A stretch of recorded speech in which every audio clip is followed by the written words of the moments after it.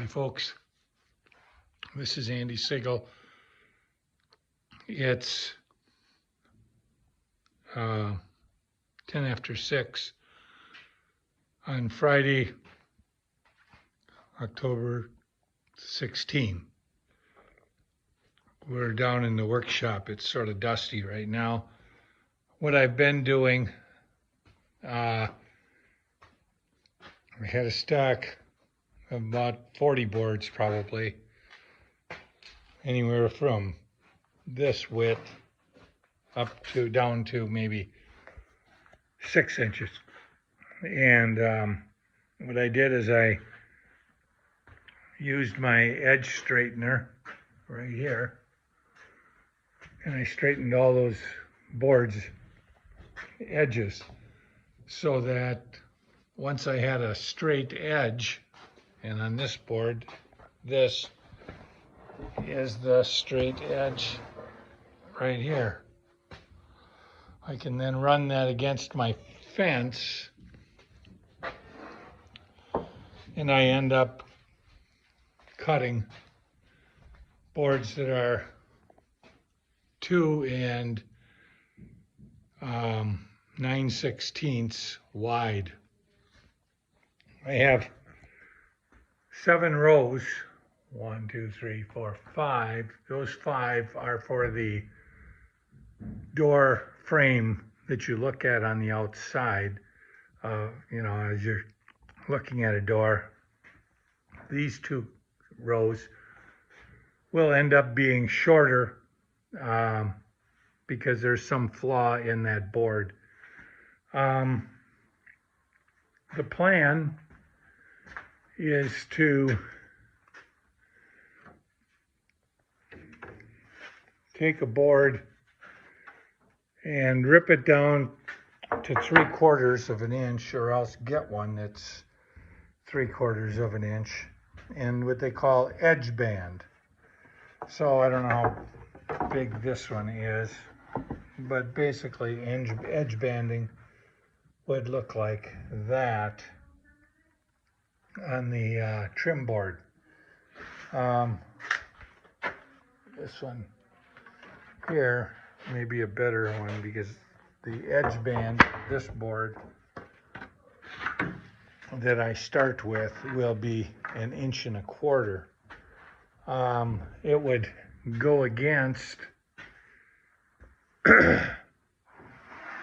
this trim board, and like I did with my doors, I take that and I then notch it 1/8 of an inch in and 3/4 of an inch high so that it matches up with that. What it does by doing that little bit of a notching on the back band, it covers any little gaps that there may be on that trim board. So that's what I'm working on now. I've got 10 boards like this one that I haven't cut yet. I had bought this lumber back, I think it was in March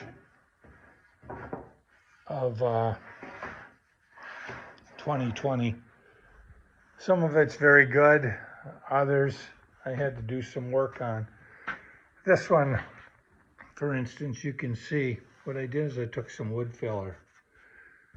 Now, we're not going to see that because these boards get painted.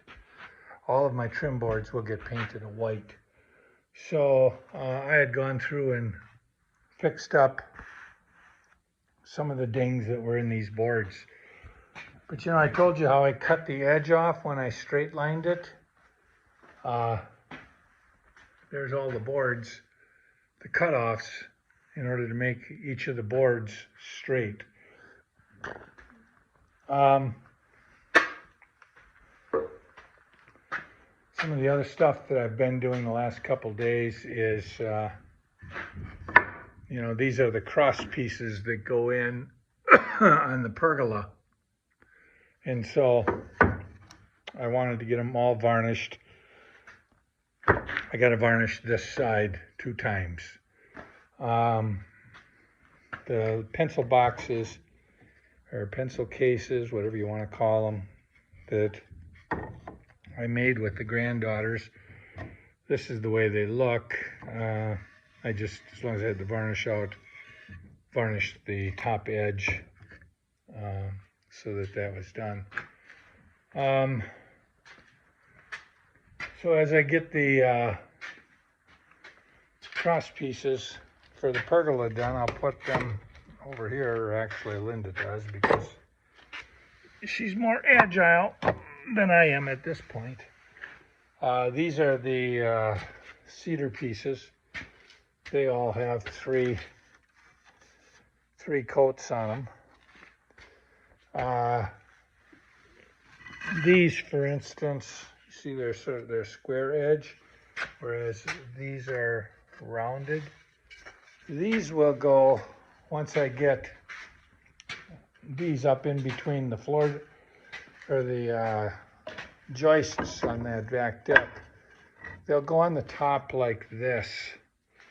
And they're just, everything is just spar varnished. But these will be put on like that.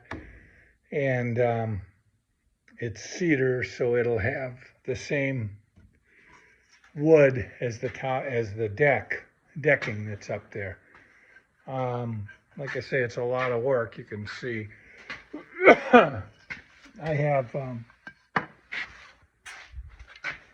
these are the pieces that go in between the floor joists, one in between each one. And I talked about notching out these pieces, and you see there's 1, 2, 3, 4, 5, 6 notches on each board. That's what I worked on Thursday and Friday. So today I straightened 20 boards like that. And then I went up and had lunch and watched a little TV and took an hour nap. And I came back down around 5. And right now it's 6:15. So I guess I got 10 of these boards cut. I usually get about 2 out of each, 2 trim boards out of each one of these. So that's it. Thanks for following our progress.